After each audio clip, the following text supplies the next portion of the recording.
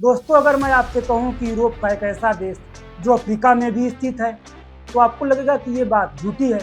हाँ, ये बात सत्य है कि यूरोप में स्थित स्पेन का दो शहर अफ्रीका के मोरक्को में स्थित है। उस दो शहर का नाम है सेउता और मेलिला, जो मोरक्को के भूमध्य सागर से सटे स्थित देश हैं। इस दोनों देश को मोरक्को यह दावा करता है यह मेरा देश है, और हाल फिलहाल यह बहुत सुर्खियों में चल रहा है। इसकी सबसे बड़ी वजह है कि लगभग 60,000 लोग मोरक्को से स्पेन के मेउता और मेलिला शहर में शिप के माध्यम से पहुँचे। कोई तैर के तो कोई पानी वाली जहाज़ से सेउता और मेलिला शहर में पहुँचे, जो कि यह सुर्खियों में बन गया है। तो आइए हम इसके बारे में पूरे विस्तार से समझते हैं कि स्पेन कहाँ स्थित है और मोरक्को भी कहाँ स्थित है, और इन दोनों के बीच कौन सी जलसंधि है जिससे अटलांटिक सागर और भूमध्य सागर को अलग करती है। तो आइए वीडियो को अंत तक जरूर देखिए। मैं हूं विशाल तिवारी और आप देख रहे हैं द विशाल भारत में आपका स्वागत है। तो चलिए शुरू करते हैं वीडियो को। जब दुनिया के महाद्वीपों की बात आती है तो सबसे पहले याद आती है एशिया, लेकिन क्षेत्रफल के हिसाब से सबसे बड़ा महाद्वीप अफ्रीका है। अफ्रीका का लगभग क्षेत्रफल 3 करोड़ लाख वर्ग किलोमीटर है। अफ्रीका में कुल 54 देश स्थित हैं। अफ्रीका को मानव सभ्यता का पालना भी कहा जाता है, क्योंकि सबसे पुराने अवशेष अफ्रीका में ही पाए गए थे। अफ्रीका में ही दुनिया का सबसे बड़ा रेगिस्तान, दुनिया की सबसे लंबी नदी, हीरा, यूरेनियम, सोना, चांदी, ये सब अफ्रीका में पाए जाते हैं। फिर भी अफ्रीका के कई देश आज भी गरीबी, राजनीतिक अस्थिरता और बेरोजगारी जैसी समस्याओं से जूझ रहे हैं। अब थोड़ा अफ्रीका की आप लोकेशन को समझे। अफ्रीका के उत्तर पश्चिम को देखिए, यहीं पर स्थित है मोरक्को देश, और मोरक्को के पूर्व में अल्जीरिया स्थित है, और दक्षिण में पश्चिमी सहारा क्षेत्र स्थित है। पश्चिम में अटलांटिक महासागर और उत्तर में भूमध्य सागर स्थित है।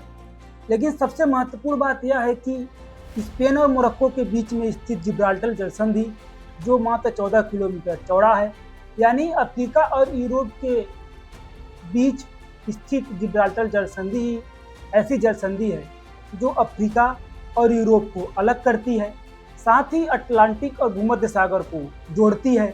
इसी जिब्राल्टर जलसंधि से हजारों जहाजें रोजमर्रा की तरह गुजरती रहती हैं। यही कारण है कि इस इलाके का राजनीतिक महत्व पूरी दुनिया में महत्वपूर्ण है। अब थोड़ा हम मोरक्को के बारे में समझते हैं। आज का मोरक्को हजारों साल पुरानी सभ्यताओं की भूमि है। इस मोरक्को में सबसे पहले बर्बर समुदाय रहा करते थे। बाद में अरब आए और इस्लाम का प्रसार तेजी से हुआ। धीरे धीरे मोरक्को उत्तर अफ्रीका का एक शक्तिशाली प्रांत बनने लगा। मध्यकाल में यहाँ से मुस्लिम शासकों ने स्पेन पर शासन किया। यानी एक समय ऐसा था कि जब आज का स्पेन और आज का मोरक्को राजनीतिक रूप से जुड़े हुए थे, लेकिन इतिहास हमेशा एक जैसा नहीं रहता। अब थोड़ा यूरोप के लोकेशन को भी समझते हैं। 15वीं शताब्दी में यूरोप के लोग समुद्री रास्ते का खोज कर रहे थे। उन्हें भारत, चीन, अमेरिका और मसालों के व्यापार तक पहुंचना था। इसी दौरान पुर्तगाल और स्पेन भी तेजी से रास्ते की खोज के लिए निकले। इसी दौरान पुर्तगाल और स्पेन समुद्री शक्तियां बन गई। उन्होंने अफ्रीका के तट पर प्रमुख बंदरगाह, किले बनाने शुरू कर दिए। उनका उद्देश्य था कि व्यापार पर नियंत्रण बनाना और समुद्री मार्गों की सुरक्षा करना, और साथ ही अपने साम्राज्य का विस्तार भी करना महत्वपूर्ण समझते थे। अब बात करते हैं सेउता की। साल 1451 में पुर्तगाल ने सेउता पर कब्जा कर लिया। यह केवल एक शहर नहीं था, यह अफ्रीका और यूरोप के बीच स्थित एक महत्वपूर्ण केंद्र था जो सेउता को नियंत्रित करता था। वह साथ ही समुद्री व्यापार पर भी प्रभाव डाल सकता था। बाद में पुर्तगाल और स्पेन के शाही संबंधों और साथ ही राजनीतिक बदलाव के कारण सेउता स्पेन के नियंत्रण में आ गया, और अब तक यह सेउता स्पेन के नियंत्रण में बना रहा। मेलिला को स्पेन ने 1497 में कब्जा कर लिया। इस तरह अफ्रीका के उत्तर में स्थित सेउता और मेलिला पर स्पेन ने कब्जा कर लिया। सबसे पहले आप दुनिया का नक्शा देखिए। यूरोप और अफ्रीका के बीच एक पतली समुद्री पट्टी नहीं है, इसी को कहते हैं स्टेट ऑफ गिब्राल्टर। इसकी लगभग चौड़ाई कम से कम 14 किलोमीटर है, यानी साफ मौसम में अफ्रीका से यूरोप दिखाई दे सकता है। आप सोचिए, अगर इस जल संधि पर किसी देश का नियंत्रण हो जाए तो वह दुनिया के व्यस्त समुद्री मार्गों में से सबसे महत्वपूर्ण प्रभाव डाल सकता है। हर साल लाखों टन माल और भरी जहाजें इसी जल संधि से गुजरती हैं। यह जल संधि अटलांटिक और भूमध्य सागर के बीच में स्थित है। यूरोप, एशिया और अफ्रीका का व्यापार इसी महत्वपूर्ण केंद्रों से होता है। इसलिए सेउता और मेलिला आसपास का इलाका केवल शहर नहीं है, बल्कि महत्वपूर्ण चौक पॉइंट केंद्र है। अब आप सोचेंगे कि सेउता और मेलिला स्पेन में स्थित है, तो यह नहीं, बल्कि यह मोरक्को के तटीय क्षेत्र में स्थित है और इस दोनों देश पर स्पेन का अधिकार है। अब एक और दिलचस्प बात यह है कि सेउता और मेलिला दोनों की सीमा सीधे स्पेन से नहीं लगती, बल्कि मोरक्को से लगती है। इस सीमा पर ऊंची स्टील की बाड़ और साथ ही निगरानी कैमरे और सुरक्षा बल तैनात रहते हैं, क्योंकि यह सिर्फ स्पेन की सीमा नहीं है, यह यूरोपीय संघ की शहरी सीमा है। अगर कोई व्यक्ति यहाँ सफलतापूर्वक प्रवेश कर ले तो आगे यूरोप तक पहुँचने की संभावना बढ़ जाती है।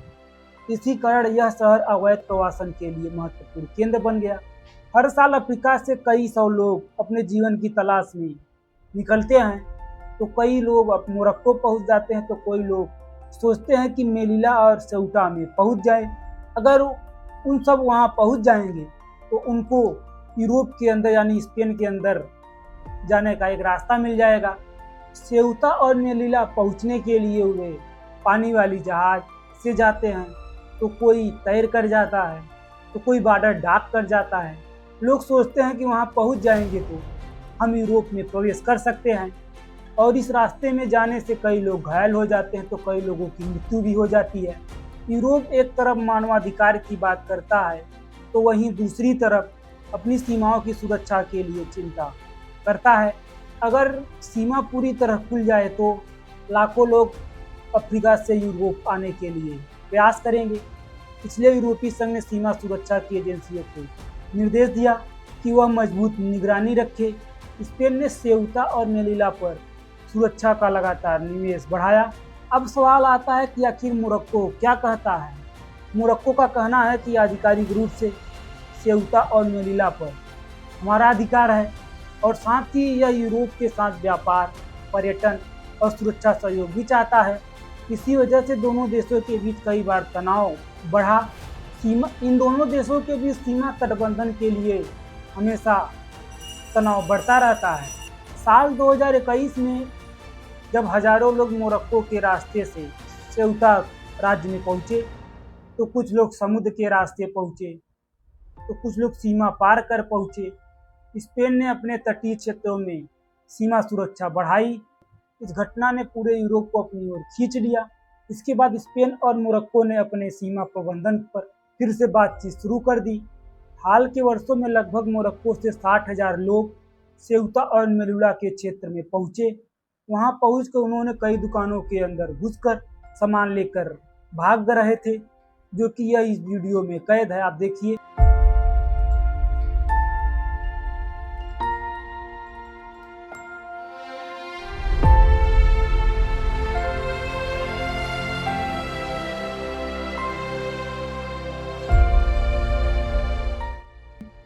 इससे स्थानीय प्रशासन पर दबाव बढ़ा।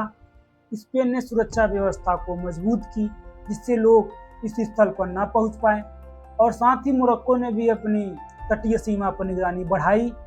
इसमें यह बात स्पष्ट होती है कि आज भी अफ्रीका और मोरक्को के बीच यह मुद्दा पूरी तरीके से खत्म नहीं हुआ। अब सबसे बड़ा सवाल यह है कि अगर भविष्य में सेउता और मेलिला पर आक्रमण हुआ तो क्या नाटो सीधा हस्तक्षेप करेगा। तो सबसे बड़ा सवाल यह है कि कल को यानी भविष्य में सेउता और मेलिला पर हमला हुआ तो क्या नाटो सीधे हस्तक्षेप करेगा। यह मुद्दा कानूनी और राजनीतिक रूप से जटिल मुद्दा है। स्पेन नाटो का सदस्य, लेकिन आर्टिकल 5 में वास्तविक रूप से कहा गया है कि परिस्थिति और सामूहिक सदस्यों के आधार पर निर्णय लिया जाएगा। यही कारण है कि विशेषज्ञ इस विषय पर अपनी अलग अलग राय प्रस्तुत करते हैं। दोस्तों, अब तक तो आप समझ गए होंगे कि सेउता और मेलुला सिर्फ एक छोटे शहर नहीं है, यह यूरोप की सुरक्षा, अफ्रीका की राजनीतिक, वैश्विक व्यापार और प्रवासन संकट, इन सभी का महत्वपूर्ण केंद्र है। तो आप सोचेंगे कि इतनी बड़ी संख्या में लोग क्यों आए? इसके पीछे कई कारण बताए गए। बताया गया कि मोरक्को के बीच युवाओं में बेरोजगारी और साथ ही आर्थिक दबाव महत्वपूर्ण कारण थे। वहीं दूसरा कारण कुछ मानव तस्कर और सोशल मीडिया पर फैली फर्जी अफवाहें हैं कि सेउता पहुंचने वालों को तुरंत वापस नहीं भेजा जाएगा। वहीं तीसरा कारण स्पेन की अदालतों के एक फैसले को लेकर अलग अलग तरह की व्याख्याएं, जिनका फायदा तस्करों ने उठाया। इस पूरे घटना का सबसे दुखद पहलू यह है कि कई लोगों ने समुद्र पार करने की कोशिश की और कुछ लोगों ने अपनी जान गंवाई, और तो कई लोगों के परिवार बिछड़ गए और बच्चे भी इस संकट का हिस्सा बन गए। यही कारण है कि यह सिर्फ राजनीतिक नहीं बल्कि मानवीय संकट का महत्वपूर्ण केंद्र बन गया। तो आपको क्या लगता है कि इतने सब कारणों से स्पेन इन दोनों शहरों को छोड़ देगा? इस सवाल का सीधा जवाब है कि नहीं। फिलहाल इसकी संभावना बहुत कम है, क्योंकि सेउता और मेलिला स्पेन के एक स्वायत्त ऑटोनोमस राज्य हैं। सेउता और मेलिला के लोग स्पेन के नागरिक माने जाते हैं। यहाँ पर स्पेन की संसद के प्रतिनिधि चुने जाते हैं, यानी स्पेन इन्हें विदेशी उपनिवेश नहीं मानता बल्कि अपने देश का हिस्सा मानता है। मोरक्को का दावा है कि यह शहर अफ्रीका में स्थित है, ये उसके ऐतिहासिक क्षेत्र का हिस्सा है, इसलिए इसे मोरक्को को लौटाया जाना चाहिए। लेकिन स्पेन इन दावों को स्वीकार नहीं करता है। यही वजह है कि यह विवाद दशकों से कूटनीतिक स्तर पर बना हुआ है। तो आपको क्या लगता है, क्या स्पेन इन दोनों शहरों को छोड़ देगा या फिर इन पर अपना नियंत्रण स्थापित रखेगा? अपनी राय कमेंट में जरूर बताएं। चैनल में नए हो तो चैनल को सब्सक्राइब करें और बेल आइकन दबाना ना भूलें, जिससे अगली वीडियो आप तक पहले पहुंच सके। मिलते हैं अगली वीडियो में, तब तक के लिए धन्यवाद।